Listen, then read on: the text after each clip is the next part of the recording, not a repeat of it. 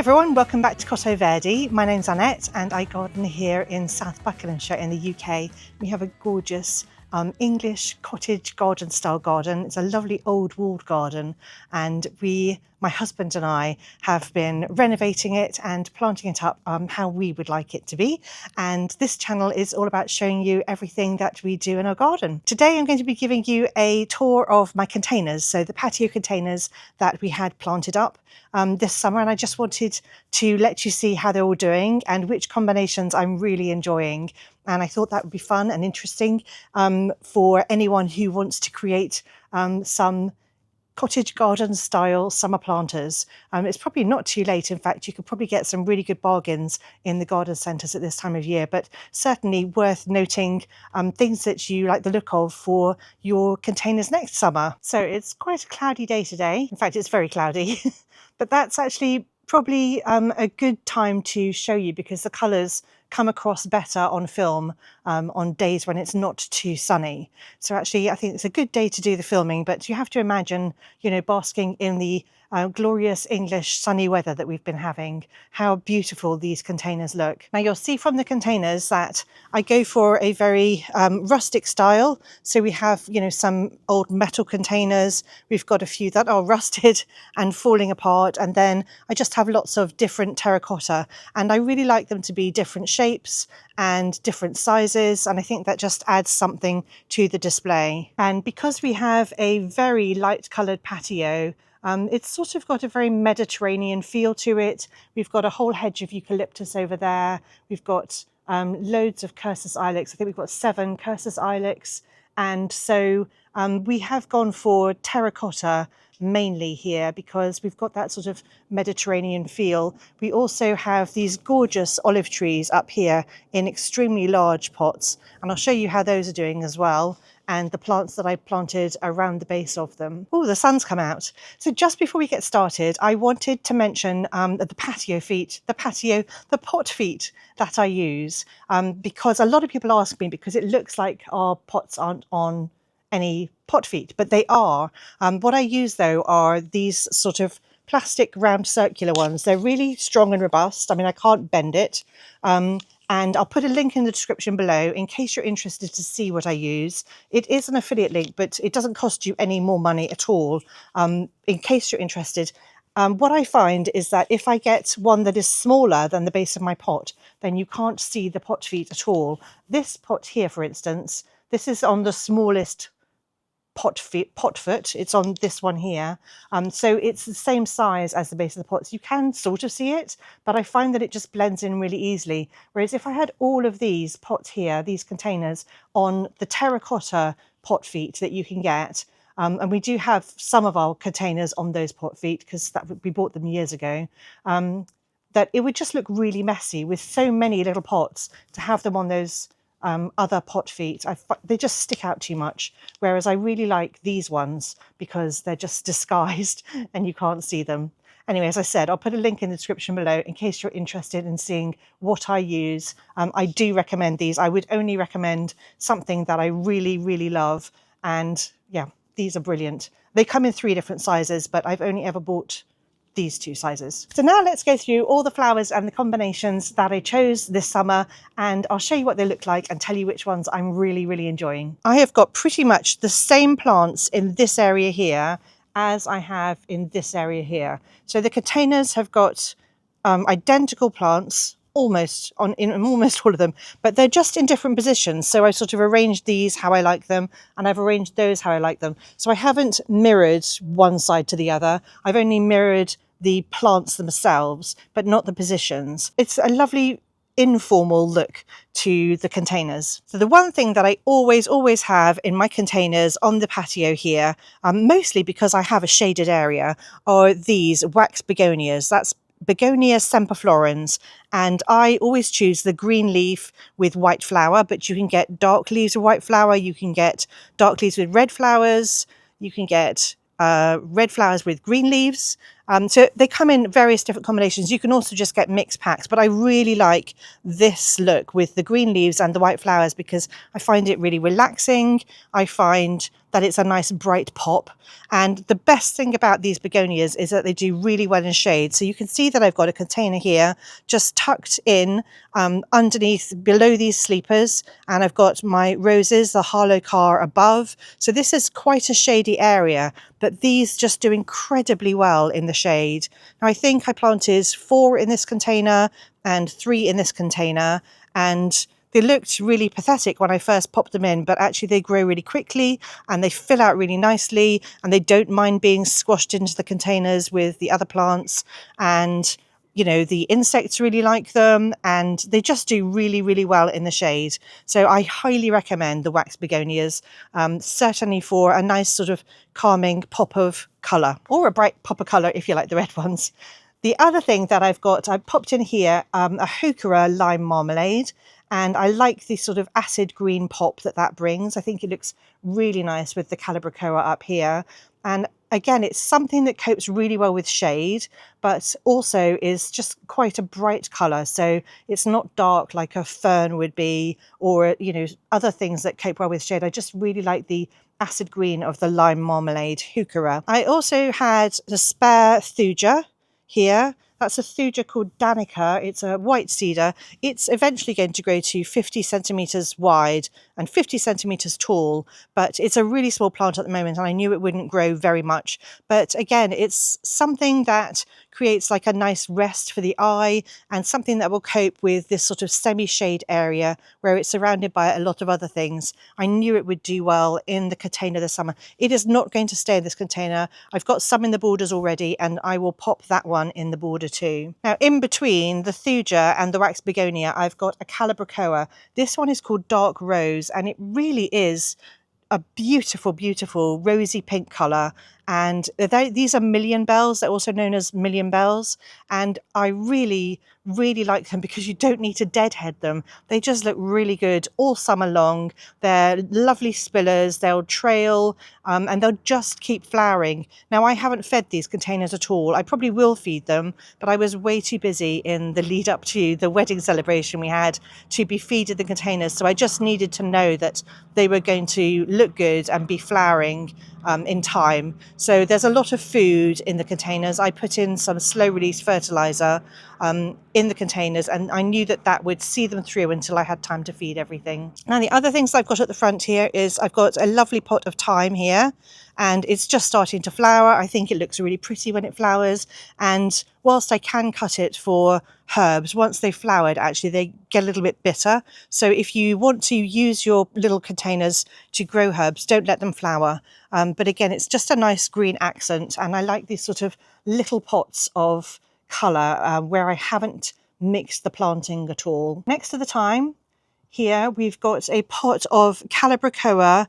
Calita Double Blue. Now, I'm a little bit disappointed with the Calita Double Blue. You can see some of it just poking out of this pot here, but it really has struggled. Like, it looks absolutely nothing like the Dark Rose.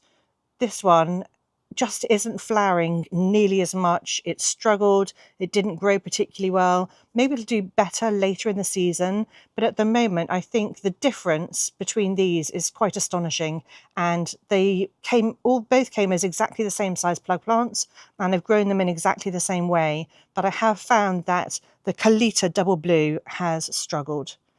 Next to that, we've got a little pot of Nemesia Wisley Vanilla. I absolutely love Wisley Vanilla. If you've been on my channel a while, then you'll know how much I love it. This scent from Wisley Vanilla is incredible. And I had some spare plants, so I just popped them in there, and I think they look absolutely gorgeous and they smell wonderful.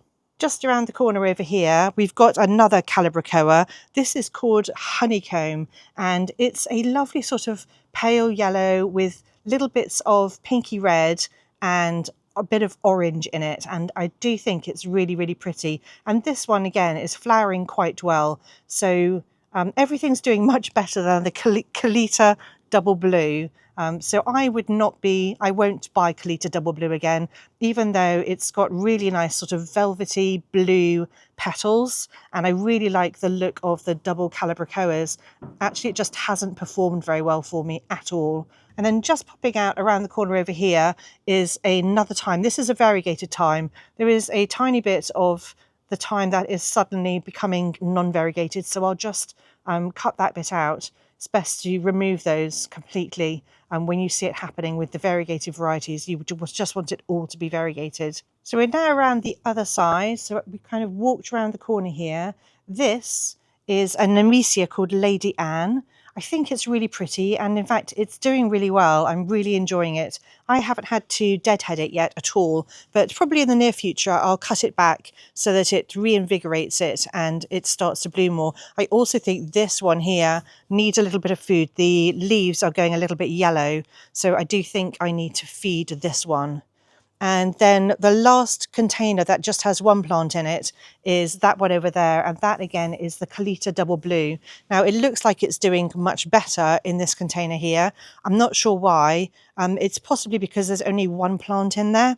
I don't know. I don't know why that one is doing slightly better than the others. But again, it's just not quite as floriferous as the other Calibrachoas that I've got going. Now let's go over the containers that I've got more than one plant in, where I've done a combination planting. So this is the first one that I want to talk about. This is a combination of Perovskia Primetime. It's a Russian sage. It's hardy down to about -12 degrees, and in normal circumstances in a border it would grow to about 1.2 meters tall, so about, I think that's 4 foot.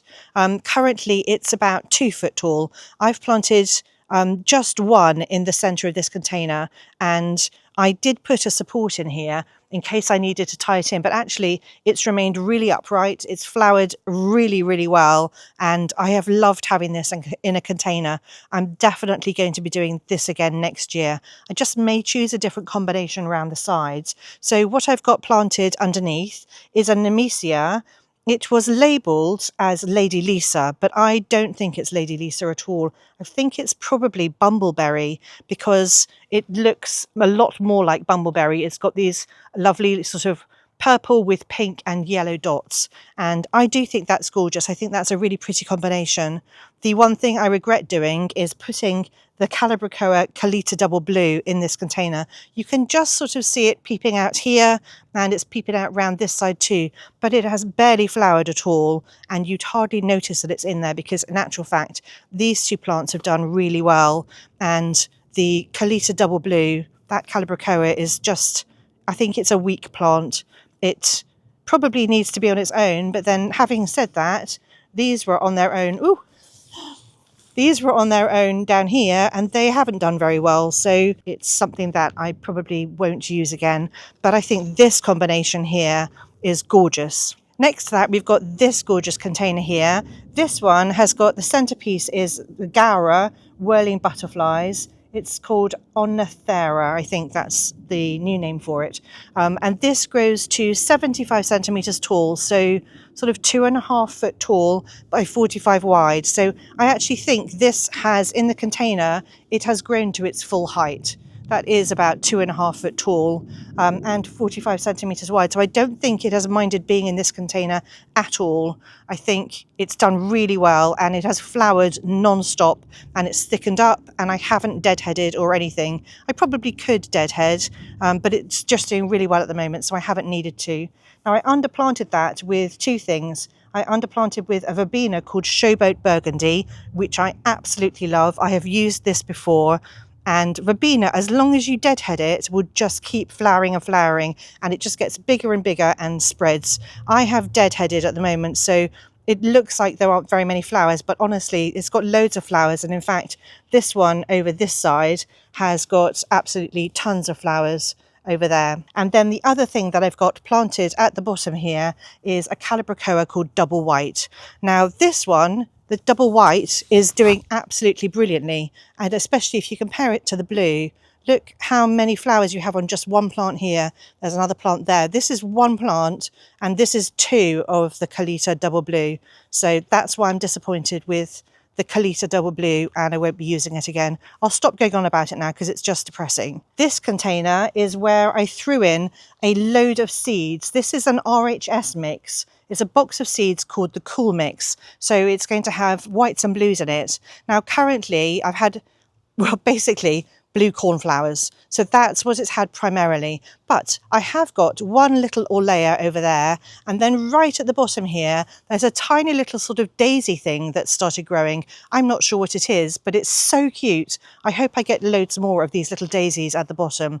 Now I did throw in probably way too many seeds. I can see that some cosmos is trying to grow and flower, and that's probably just, there's going to be too many plants in here, I imagine. I put in loads of seeds because I wanted to make sure something bloomed. I'm really happy with the cornflowers, and I don't tend to grow cornflowers as cut flowers. So actually it's been a really nice sort of bright blue spark here in this border, and in this container border.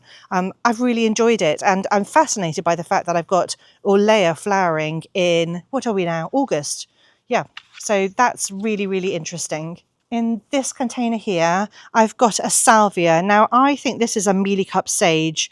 It's a Farnesea variety, I'm pretty sure. It didn't have a label basically when I bought it. There are 3 little plants in here, so I'm going to be able to put those in my border once the season's over, and then I'll be able to have them for future seasons in my border. But I've had a look, and I think this one might be Victoria Blue. So Salvia Victoria Blue, because it's got these tiny little white specks on the flowers, and they really are a very, very deep blue. It is underplanted with a verbena called Light Pink, and I think this one's gorgeous. You can see how much these verbenas flower and flower and flower. There's just a couple of plants around the outside of this pot, and I really like this light pink because it's mostly white just with little shades of pink. It's so pretty, and I think it was perfect for the wedding celebration we had. Now this container here has got a cosmos in it, and I think this is quite a new variety for us here. This is a cosmos called Cherry Chocolate.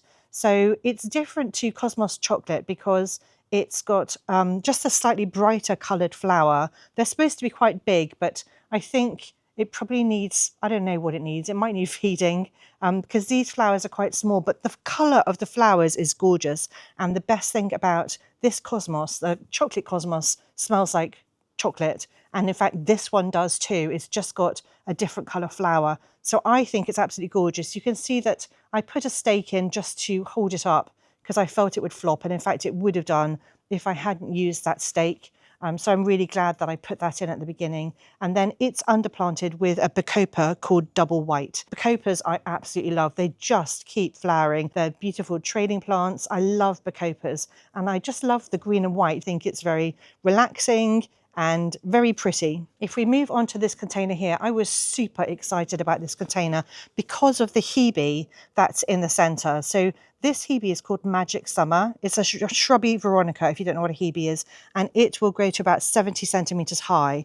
Now, it hasn't grown at all in this container, and it may be because I underplanted it with way too much Bacopa. This Bacopa has taken over. It is literally going for it. There's no stopping this Bacopa, and that could be the reason why this Hebe has struggled a little bit to grow this summer. I still think it's really nice. I love the reddy pink tinge. It's not quite as bright as when I bought it. So when I bought these plants, I felt like they were really vibrant, and I was super excited. But I think the Hebe changes colour depending on the heat in the environment, depending on how much sun it gets. And it's in quite a sunny spot here, but probably just also it changes colour through the season. So maybe that's the reason why it's not as bright anymore as it used to be. The other thing that I've got planted in this container with the Bacopa is a Calibrachoa, and this one is called Calita Double Pink Bicolour.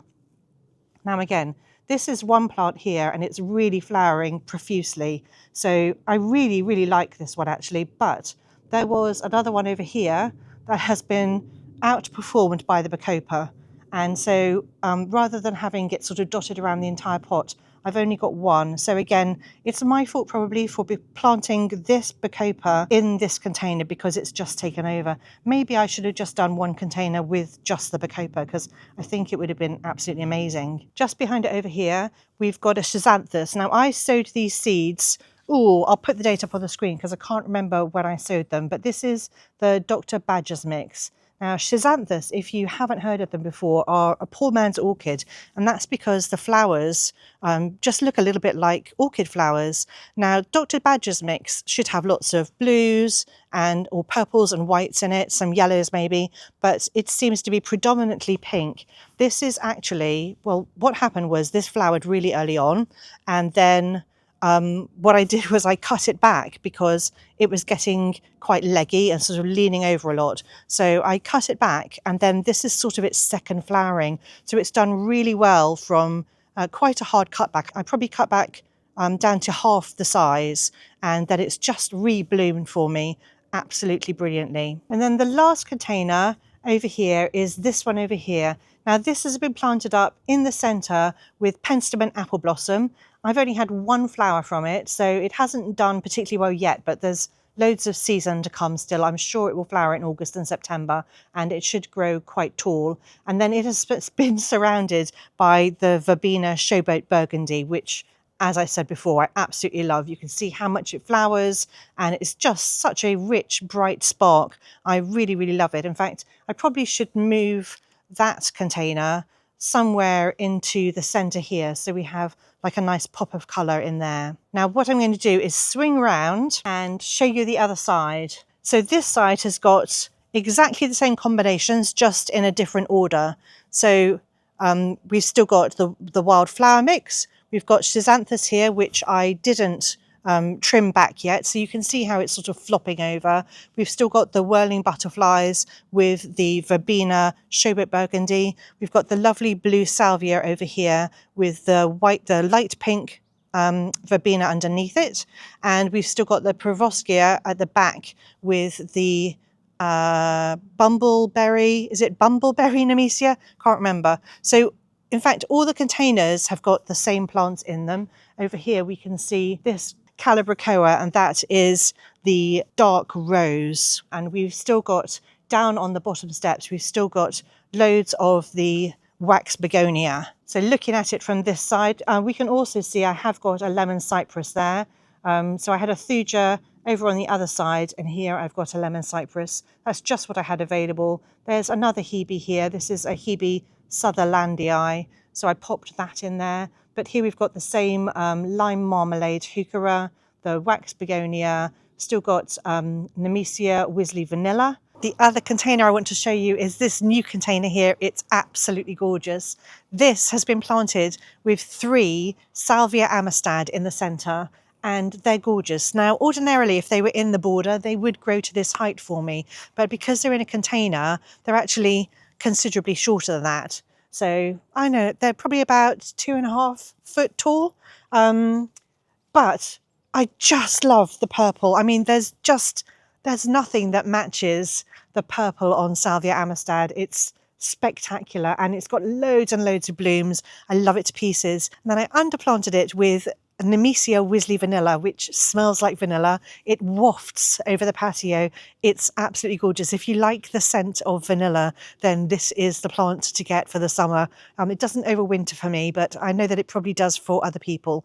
But it's absolutely gorgeous. It's very pretty too. It's sort of got this very, very tiny mauve tinge to it, but it's predominantly white with a little yellow centre. It's gorgeous. And then at the base of this container, I planted some Dusty Miller, which is growing really nicely. And then I planted Gypsophila Rosenschler in the 4 corners. And that, I really wanted it to sort of make this sort of cloud of fluff, because it really makes beautiful clouds of tiny little blooms. It's absolutely gorgeous.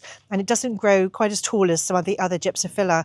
And so I really wanted that to be a cloud around the base of this container. Now, it hasn't flowered this year, but I'm hoping that in future years, that's what I'm going to get. It has started growing really nicely, so I have high hopes for it, and it may well flower in August, September this year. I don't know whether it will flower later just because I planted it later, but I'm super excited about how that's going to look in future years. I love the plants in these containers here. These are three very old terracotta pots that we got many years ago. Well, I say many years ago, I don't know, maybe 10 years ago, 15 years ago. I really love them. They've done really well. They have not been bothered by the frost so far. This one that I'm caressing here, this is an ornamental oregano. The tips of the foliage are pink. I don't know what those bits are called. And then the flowers are kind of mauve, tiny little mauve flowers. But it's just got this really nice sort of floppy look where the stems are all arching over, and I think it really complements the top of the container. Now, the other thing that I'm a bit sad about is this plant here. I really, really love this plant because I like the shape, I like the umbrella style. It has been really healthy ever since we put it in here. But now suddenly this year, it's going brown, it's dying. I mean, the tips are still green, but I'm really not sure what's going on. So I think we'll probably take everything out and just have a look at the root ball. Maybe we've got some pests, vine weevil or something eating the roots. I don't know what's going on with this. And you may think that it hasn't been watered, but it has. I mean, it just looks like it's just not doing very well. So I don't know what's going on. I'm very upset. And I don't know if I'm going to be able to find the same kind of style plant again, a conifer, because I really want something evergreen here. And I really like that shape. So I'm going to have to look high and low to try and replace this, because I just don't think it's going to survive. I did underplant it with this Calibrachoa. This is the dark rose. It's absolutely gorgeous. It's a little bit moth-eaten by some slugs. And then right down here in the corner, we've got another evergreen conifer.